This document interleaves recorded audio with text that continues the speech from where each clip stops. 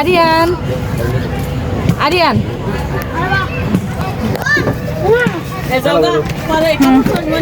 দেখেন আমার ছেলে দৌড় দিয়ে কোথায় চলে গেছে আমাকে রেখে। আমি ওকে ধরতেই পারতেছি। দুপুরে আমি কি রান্না করলাম, তো আজকে দুপুরে আমি রান্না করলাম এই যে আলু শাক দিয়ে, তারপর আলু দিয়ে চাপা শুটকি,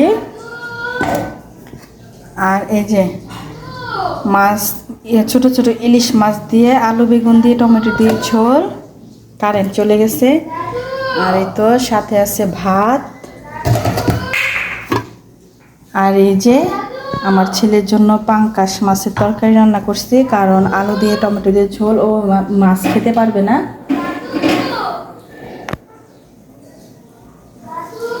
তো আজকে দুপুরে এই রান্না ছিল।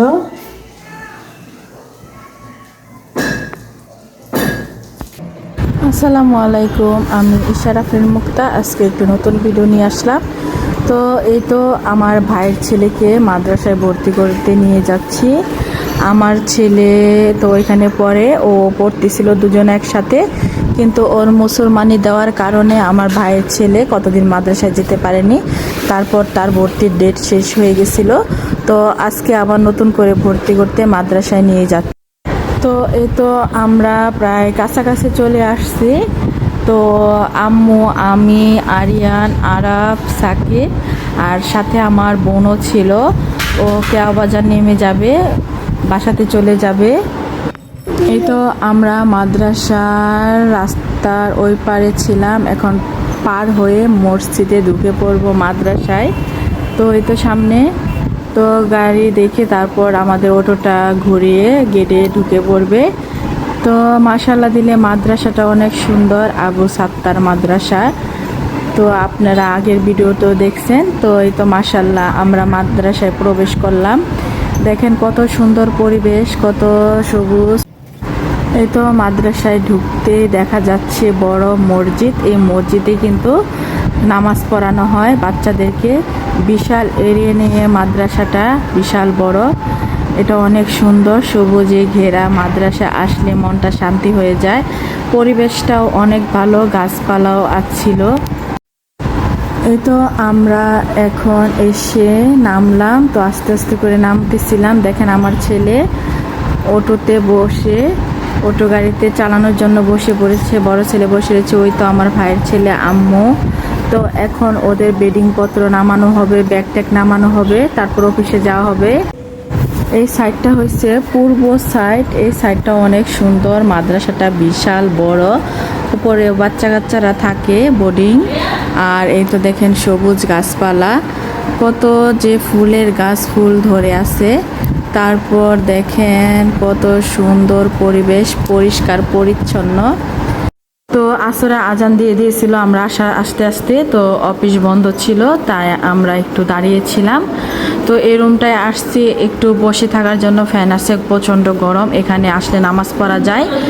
তো এখানে দাঁড়িয়েছিলাম, আম্মু বসেছিল ফ্যানের নিচে। দেখেন কত সুন্দর পরিবেশ, উপরের ডিজাইনটা কত সুন্দর, মাশাআল্লাহ। তো নামাজ শেষ হলে, অফিস খোলা হলে ভর্তি।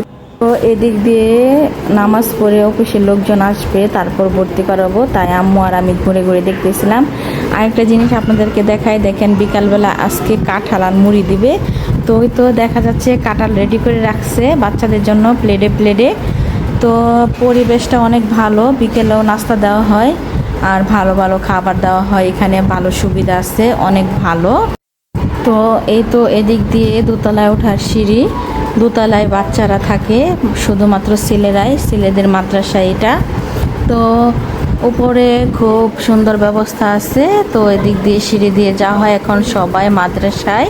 তাই আমরা দাঁড়িয়ে ঘুরে ঘুরে দেখতেছিলাম। এই তো আসর নামাজে শেষ করে বাচ্চারা খাচ্ছে কাঁঠাল। কারো ইচ্ছা হলে খায়, কারো ইচ্ছা না হলে খায় না, এটা যা যার ইচ্ছা। তো মাঝে মধ্যে পুরি সিঙ্গারা দেওয়া হয়, সমোসা দেওয়া হয়, নুডলস দেওয়া হয়, বিভিন্ন ধরনের খাবার, এক এক দিন এক এক খাবার দেওয়া হয়। তো এদিক দিয়ে তো ওরা খাওয়া দাওয়া করতেছিল। তো অফিসের লোকজন এসে পড়েছে।